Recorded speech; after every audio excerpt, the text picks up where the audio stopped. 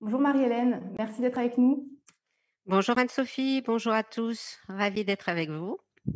Alors Marie-Hélène, on a 30 minutes top chrono pour aborder ce sujet qui est une des préoccupations majeures des parents d'enfants en bas âge.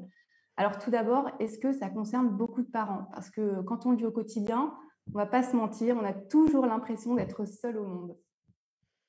Ça, c'est sûr qu'on peut avoir cette sensation, mais c'est une situation bien évidemment qui est extrêmement fréquente, qui va toucher pratiquement tous les parents un jour ou l'autre. Mais dans une même situation, le ressenti des parents aussi peut être très différent. Certains vont trouver une même situation intolérable alors que d'autres vont la trouver tout à fait normale. D'accord, donc plein de situations différentes, mais quand même beaucoup de préoccupations de parents sur cette question-là. Marie-Hélène, est-ce que tu peux nous en dire un petit peu plus sur comment se structure le sommeil chez les tout petits? Alors, on va essayer de faire très simple et très court. Il y a 2 choses importantes à connaître. C'est d'abord l'importance des conditions d'endormissement de l'enfant, qui vont pouvoir conditionner en partie la qualité du sommeil nocturne.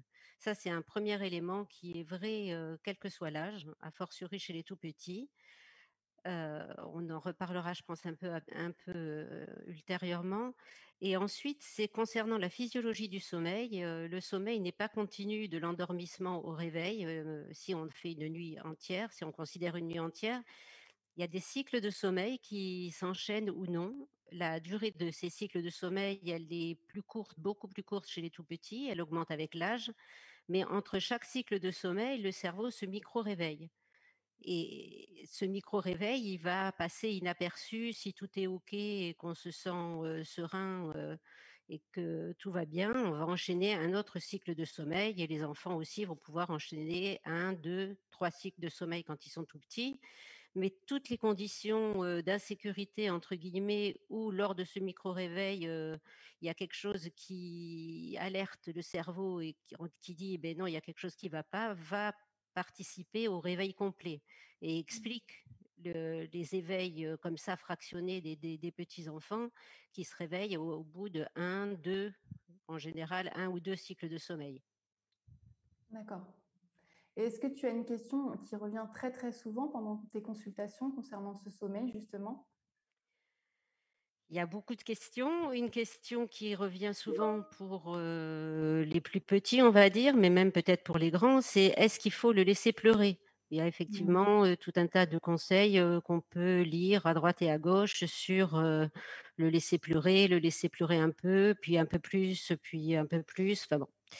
Moi, je pense que, en tout cas pour les petits, spontanément, les parents, ils ont pas envie de les laisser pleurer et je pense que leur instinct, leur parle bien parce que ça n'a pas beaucoup de sens pour l'enfant de lui apporter cette non-réponse à sa demande.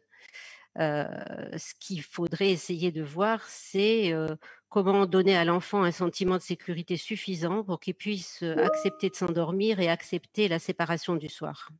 Mmh. D'accord. Donc, c'est vrai qu'on entend plein de méthodes, hein, qui encouragent les familles à laisser pleurer leur enfant de façon progressive, comme tu le disais. Donc ce que je comprends finalement, c'est que c'est contre-productif. Ça viendrait au contraire insécuriser l'enfant. Mmh. Tout à fait. Alors donc il y a pas de recette, toute faite, c'est ce que tu nous disais au début, ça dépend de chaque situation. Chaque situation est singulière. Pourtant, c'est vrai qu'on entend, on a toujours plein de conseils, plein de livres, plein de méthodes, sur comment faire. On ne sait plus trop comment s'y retrouver en tant que parent. Qu'est-ce que tu peux conseiller aux parents qui nous écoutent aujourd'hui? Je peux conseiller, d'essayer de ne pas, écouter un peu, tout ce qui, est disponible et encore plus maintenant, avec internet. Heu, Cela conjugué aux conseils, familiaux qui sont pas toujours éclairés de la façon dont on le souhaiterait et de voir avec les parents eux-mêmes qu'est-ce qui leur conviendrait le mieux et ça peut se faire au cours d'une consultation dédiée où on va pouvoir, analyser la situation particulière de chaque famille, prendre en compte la façon dont ils vivent, la façon dont ils travaillent, et l'histoire de cet enfant dans cette famille. D'accord, donc une consultation, individualisée finalement. Voilà. D'accord. Justement, comment ça se passe, une consultation avec toi, Marie-Hélène? Combien de temps ça dure? Comment ça se structure? Et combien il faut de séances pour qu'une situation s'améliore? Est-ce qu'il faut rester 2 ans en suivi pour améliorer cette situation qui est souvent très, très pesante pour les parents? Alors bien évidemment, pas 2 ans, ni même 1 an. Les consultations que je propose, moi, ce sont des consultations qui durent 45 minutes environ, quelquefois un peu plus, hein, notamment la première consultation. Et ce temps, qui est accordé aux parents et à l'enfant, dans une consultation conjointe, va permettre aux parents déjà de raconter un peu, l'histoire de leur famille, de raconter comment ils vivent cette problématique et de commencer à pouvoir co-construire une solution. Parce que, moi, j'ai pas de solution toute faite à proposer à tout le monde et qui serait la même, et en fonction de cette première consultation où on commence à faire connaissance, on va, avancer vers, un début de solution, et à la consultation suivante, on verra ce que les parents ont pu en faire ou non, comment la situation a évolué. En général, en 2-3 consultations, c'est suffisant, en tout cas pour aider les parents, à cheminer seuls par la suite. D'accord. Et est-ce qu'il y a quand même 2, 3 astuces qu'on peut transmettre aux parents ou est-ce que ça n'existe pas finalement? C'est un peu une illusion de vouloir une baguette magique comme ça pour améliorer ces situations de sommeil qui peuvent devenir épuisantes. Non, il y a pas de recette miracle, si ce n'est d'avoir des connaissances. Encore une fois, c'est ce qu'on a abordé un peu avant, c'est de se baser sur des connaissances sur la physiologie, d'une Mm. part, de l'endormissement, du sommeil, et puis de réfléchir à son mode de vie, à comment est-ce qu'on peut ou pas, modifier certaines choses, comment on peut en tout cas sécuriser suffisamment son enfant pour, que le sommeil soit plus paisible. D'accord. Alors, quand on est face à ces problématiques-là avec ses enfants, on peut donc prendre rendez-vous pour une consultation. On peut te trouver à l'Institut de la parentalité à Oui, Florac. tout à fait. Ok, les consultations, elles sont sur rendez-vous? C'est des consultations sur rendez-vous. On peut prendre rendez-vous auprès du secrétariat de l'institut. D'accord. Donc, on vous affichera le numéro en bas de l'écran pour que vous puissiez téléphoner et contacter le standard de l'Institut de la parentalité si vous voulez avoir une première consultation pour étudier votre situation personnelle et puis qu'on puisse vous accompagner dans ces situations qu'on le sait, sont dites très difficiles, mais qui concernent en fait beaucoup de parents. Donc, il ne faut pas hésiter à toquer à notre porte pour être accompagné. Alors, on a eu pas mal de questions de parents. On a un papa notamment qui nous a dit qu'il était épuisé. Avec sa compagne, ils n'ont plus de soirée parce que l'endormissement, ça dure des heures. C'est un enfant qui a 2 ans, donc qui est déjà grand.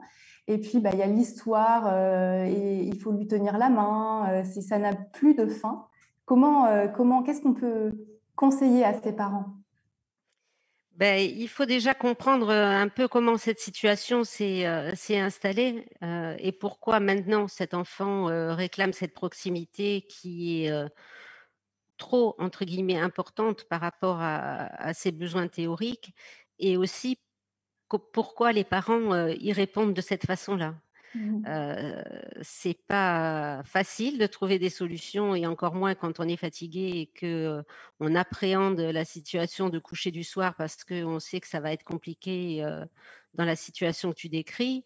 Il n'y a pas de solution toute faite de comment est-ce qu'il faut faire. C'est, avec les parents qu'il faut essayer de trouver leur solution.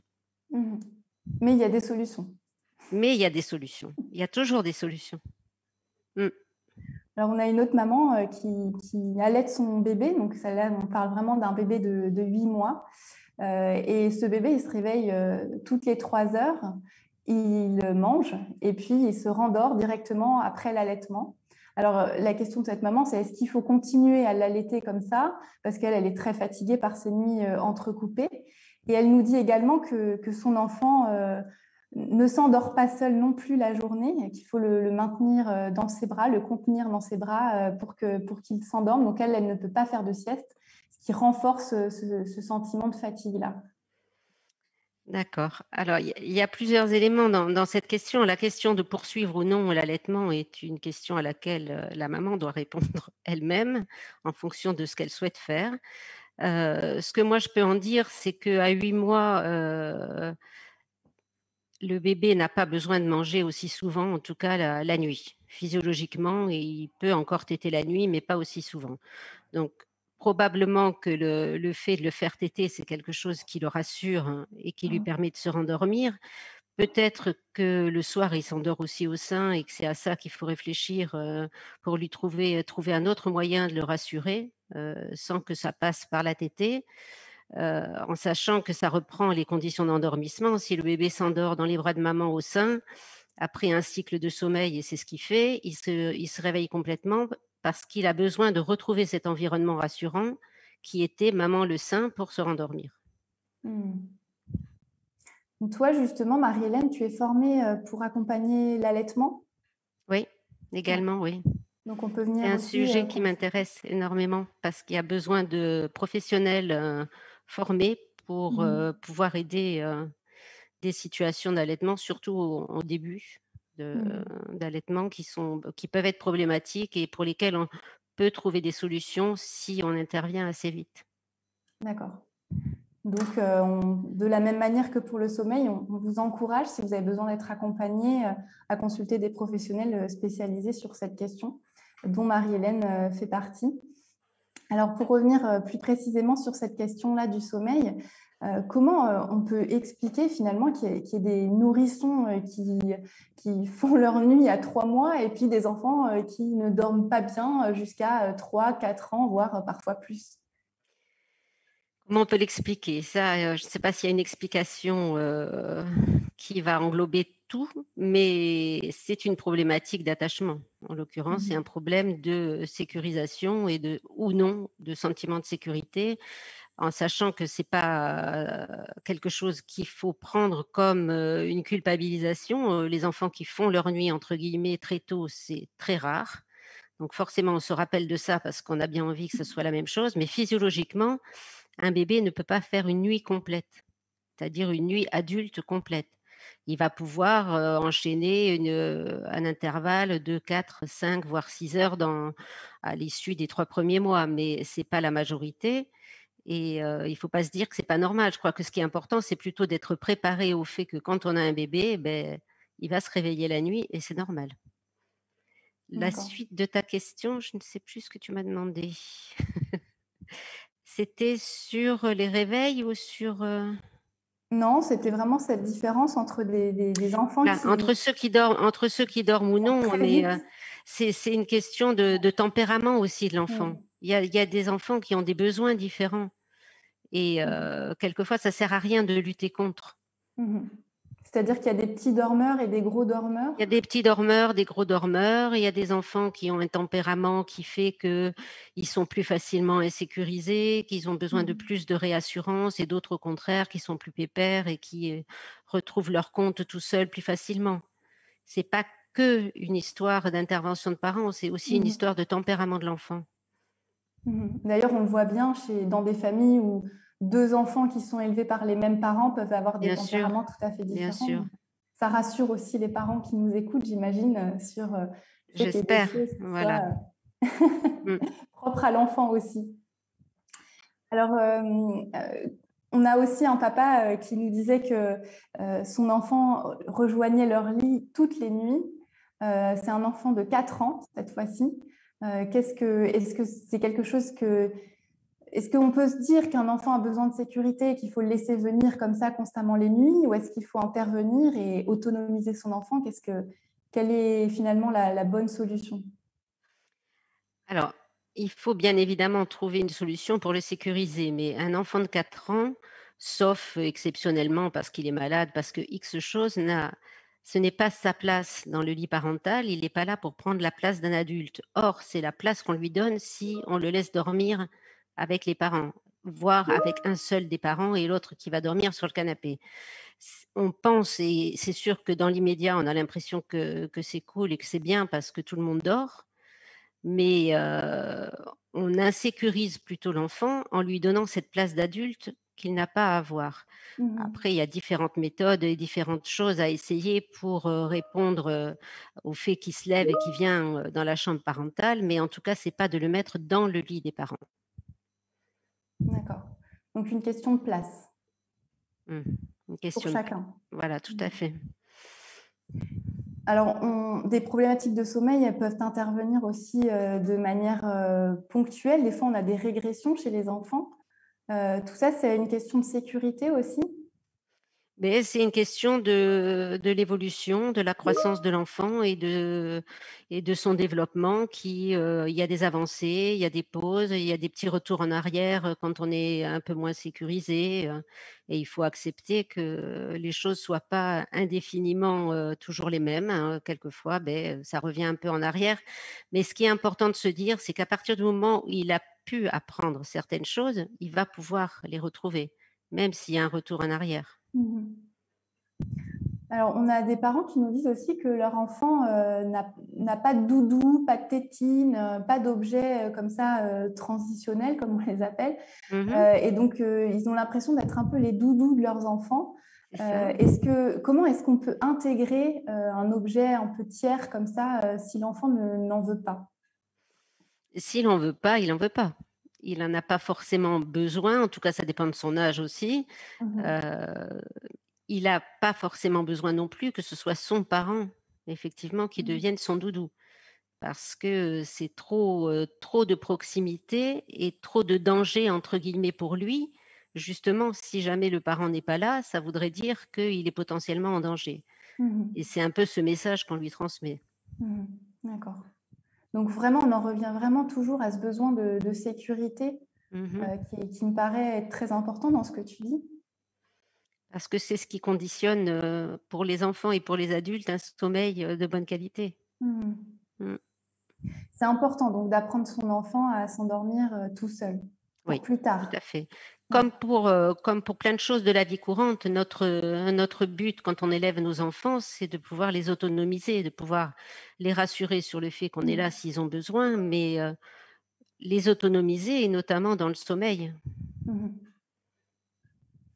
Alors, on a une autre question qui nous vient en direct, hein, je vous les partage en direct. Comment expliquer justement, comme tu le disais tout à l'heure, à un enfant que sa place est dans son lit, pas dans le lit parental, et comment lui faire comprendre qu'il doit dormir tout seul, que c'est normal de dormir tout seul, alors que les parents, eux, ils dorment à deux, ils dorment pas tout seuls. Donc, de dire si tu es un grand, tu dors tout seul, souvent c'est ce qu'on entend. Et pourtant, nous, on est grands, on est adultes et on ne dort pas tout seul. Mais d'abord, les enfants ne sont pas des adultes en miniature, donc la problématique, en tout cas, ça se pose pas de la même façon. Ce qui par rapport aux parents qui sont tous les 2, il y a le papa, la maman ou 2 papas. En tout cas, le couple parental, lui, il a son espace qui est important et qui est un espace qui n'est pas pour l'enfant. Il peut venir le matin faire des câlins, enfin, tout ce que les gens ont envie de faire, pas de problème, mais pas d'accéder au lit parental pour dormir. Et ça Mhm. peut être expliqué très bien aux enfants, de façon très simple en disant: «Ça, c'est l'endroit de papa et maman». Mhm. Et toi, tu ne peux pas y dormir. Mais ils le comprennent très bien, hein. Mhm. Alors, est-ce que c'est important que son enfant ait sa propre chambre? Parce qu'on a des parents qui sont dans des logements qui sont petits et qui n'ont pas le choix Ouais. que d'avoir leur enfant dans leur espace, quelque part, hein, dans leur chambre. Est-ce que ça vient mettre en difficulté justement l'autonomisation du sommeil ou est-ce que ça ne change pas Beh, grand-chose? là aussi, hein, on fait avec les conditions telles qu'elles sont et c'est pour ça que c'est important de les prendre en compte pour, les conseils éventuels qu'on peut donner. S'il y a pas de chambre pour l'enfant, il y a une place à côté. Il y a Mhm. pas forcément il y a pas que le lit parental, il y a une place à côté et puis les enfants, ils vont s'habituer comme ça. Mhm. Et ils peuvent aussi s'autonomiser très bien, dans ces conditions, ça sera peut-être un peu plus compliqué ultérieurement s'il peut avoir sa chambre en fonction de son âge d'accepter de quitter la chambre des parents, mais pas forcément. D'accord. Donc, même quand on a mal habitué son enfant, entre guillemets, les choses sont réversibles. On peut changer ces situations-là. En l'occurrence, c'est pas une histoire de mauvaises habitudes, Mhm. c'est s'adapter à la situation. Mhm. Mais en tout Mais cas, enfin, bien évidemment que rien n'est inscrit définitivement mmh, dans ce qui se passe pendant une semaine, un mois, 2 mois. Non, ça peut tout à fait se modifier. d'accord.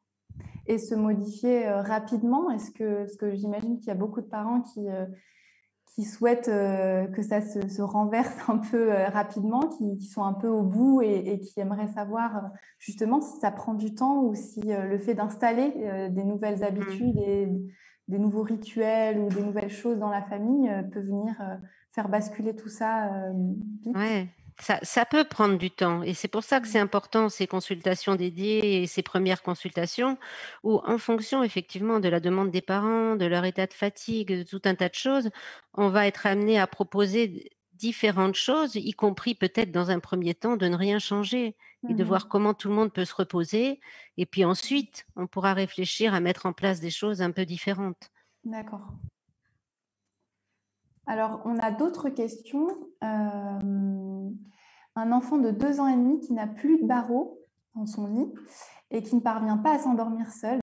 Il reste jamais dans son lit, il se lève en fait depuis qu'il n'a plus de barreaux. Il se lève coûte que coûte pour faire autre chose que dormir. Par contre, quand les parents restent près de lui, il y arrive très bien, il s'endort dans son lit. Mais bon, il demande sa maman et uniquement sa maman, a priori, pour s'endormir. Par contre, à la crèche et dans un autre environnement qu'à la maison, il s'endort sans personne, Dans un lit sans barreaux. dans un lit sans barreaux. Et la demande qu'il a, affective, est forcément très différente à la crèche et à la maison avec sa maman. Là aussi, il y a j'ai pas de réponse comme ça de voilà, qu'est-ce Mmh. qui fait que ce petit bonhomme, il a besoin de sa maman comme ça et de s'assurer de la présence de sa maman, de façon aussi importante, c'est des choses qui se règlent très bien. Mmh. Alors, comment aider son bébé à s'endormir tout seul? Un bébé de 11 mois, il s'assoit dans son lit, il veut jouer tout le temps, mais en tout cas, le sommeil, ça ne semble pas l'intéresser, il ne s'endort pas. Comment l'aider? Alors ça, c'est intéressant comme question parce que ça permet d'aborder l'endormissement et le rituel du soir et à quel moment il faut aller les coucher. Mmh. Parce que si ce bébé ne s'endort pas, joue, c'est qu'il a probablement pas vraiment sommeil, il est pas vraiment rentré dans dans le pré-endormissement et il faut essayer de retrouver comment on détecte, chez cet enfant les signes de fatigue pour pouvoir saisir ce moment-là pour aller, vers le rituel d'endormissement. La problématique que je vois souvent par rapport à ça, c'est que les enfants, qui sont, bon, beh, dans notre société, les parents travaillent, les journées sont longues, on revient de la crèche, on revient de l'école, ils ont passé déjà une très grande journée sans les Mmh. parents, il est déjà tard le soir et souvent ils sont fatigués en rentrant. Mais c'est trop tôt. On ne peut pas les coucher à 18 heures en rentrant.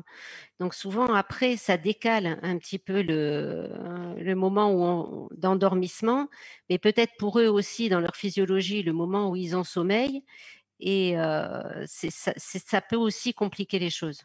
Mmh. Mmh. D'accord. Alors, bon, il y a beaucoup de témoignages hein, de parents qui nous disent qu'il faut une présence parentale pour s'endormir, qui témoignent aussi de différences entre les deux enfants dans une même fratrie. Mais quand même, je vois beaucoup de témoignages sur ça, sur la présence parentale et un endormissement difficile. Donc, cette question de l'endormissement, elle me paraît prégnante. Est-ce que on parle souvent de rituels à installer est-ce que toi, c'est ce que tu conseilles aussi aux parents d'installer des rituels de Oui, coucher? c'est d'ailleurs ce qu'ils font de façon assez naturelle, la plupart du temps, hein, c'est d'installer quelque chose. Bonjour Le à tous et à rituel dit bien toutes. son nom, c'est-à-dire de quelque Une, chose qui une va année avoir au une fonction singulier. rassurante parce que Une il va se année pour reproduire laquelle les de adjectifs façon toujours qualificatifs manquent identique, pour la que ce soit définir. pendant la semaine, pendant le week-end. Bon, Récente, il peut y avoir des petites désorganisante, entorses, mais globalement insécurisante. de façon Pour assez d'autres, régulièrement pareille, initiative pour à la transformatrice, fois en tout cas donner à prête. l'enfant le signal que ça 2020, sera l'année qui marque ensuite l'organisation du deuxième le moment de colloque Les s'endormir, Instituts de mais la aussi parce parentalité. que c'est aussi un moment de partage. Soutenir et valoriser les Et ce compétences rituel de parentales sommeil, il à la lumière inclut de la des théorie choses d'attachement. différentes pour les Voilà gens. le Ça peut sujet être, que nous avons c'est très choisi de souvent traiter alors. raconter des histoires, chanter une Nous avions chanson, programmé cet événement déjà différentes pour choses que les décembre parents vont 2020. s'approprier et l'enfant aussi, et qui va donner ce signal-là devrait avoir une fonction rassurante de maintenant, tu vas pouvoir t'endormir. Mhm. Et le problème, entre guillemets, de la présence parentale, je ne sais pas si c'est réellement un problème. Ça devient un problème quand les gens le vivent mal. En Mhm. soi, l'enfant a besoin de se rassurer et bien sûr qu'il se rassure avec la présence de son parent, c'est tout à fait, évident que c'est «plus rassurant» entre guillemets, mais il y a des moments où, il faut peut-être accepter que ce soit le cas, et puis attendre le bon moment pour pouvoir mettre la distance. Parce que peut-être que dans l'histoire de vie de cet enfant, il traverse une période où c'est plus compliqué pour lui et qu'il a besoin à ce moment-là de cette présence, et pourquoi pas? Mhm. C'est important de les autonomiser, mais c'est important aussi d'être, à leur écoute en se mettant à leur niveau et de se dire: Mhm. «Bon, ben voyons, qu'est-ce qu'il essaie de me dire? Qu'est-ce qu'il a vécu? Qu'est-ce que et comment Mhm. moi je peux y répondre?» On sait bien qu'en tant que parents, on a souvent, besoin de mettre de côté nos propres, besoins dans l'immédiat pour répondre, à ceux de nos enfants. C'est pas évident hein, de trouver cet Non, équilibre c'est pas entre le évident. besoin de Mmh, sécurité et le besoin d'autonomie finalement de mmh. l'enfant. Mhm. Alors, quand les parents sont épuisés et que l'enfant alors, met du temps à s'endormir et puis rejoint la nuit dans le lit, etc., des fois, il y a les parents sont tellement fatigués finalement qu'ils laissent faire, Oui, parce que c'est le bien seul sûr. moyen pour la famille Mmh. aussi de recharger un peu les batteries, mais ça peut s'étaler, j'imagine, dans le temps aussi. À quel moment il faut dire stop et il faut essayer de transformer quelque chose, en tout cas une dynamique pour que ça aille mieux. Par rapport à enfin oui, tu parles par rapport à cette, encore une fois de la présence de l'enfant dans le lit des parents, heu, qui suppose qu'il a une autonomie suffisante, donc Pour se il est déplacer. suffisamment grand pour se déplacer et pour arriver Ouais. dans la chambre. Heu, Entre autres, il y a des choses qui peuvent être proposées si vraiment c'est pas possible, par exemple, de dormir, tout seul, tu t'es réveillé et vraiment c'est pas possible, et beh, on va, par exemple, te mettre un petit matelas à côté du lit, Mhm. mais pas dans le lit, et Mhm. si vraiment tu en as besoin, beh, tu viens et tu te couches là, et au bout d'un moment, bon, il va probablement plus en avoir besoin et ça sera moins chouette que d'être «dans le lit des parents» entre guillemets. Mhm. Donc il va plus facilement, pouvoir, progressivement abandonner, ça, quand il en aura plus besoin. Mhm. Donc il faut persévérer. Il faut vraiment que. Ouais. Ouais, il faut persévérer, il faut pas se battre à tout prix contre des choses qu'on peut pas supporter aussi, parce que là aussi c'est pour ça que je dis ça dépend beaucoup des parents et que, il y a aussi soi-même. Qu'est-ce qu'on attend soi-même et pourquoi? Tout ça, c'est important. Mhm. Mhm. Bon, Marie-Hélène, je pense qu'on a fait le tour des questions en live. Je te remercie. Marie-Hélène, je Merci. rappelle que tu es pédiatre, que tu consultes à l'Institut de la parentalité. Je te remercie beaucoup, beaucoup pour ces conseils, ces réponses et ton éclairage. Merci beaucoup à vous aussi. C'est pas évident cet exercice en si peu de temps, mais j'espère qu'on a pu donner des éléments de réflexion. En tout cas, c'était le but, plutôt que des recettes et des conseils, spécifiques, en tout cas des éléments de réflexion sur le sommeil.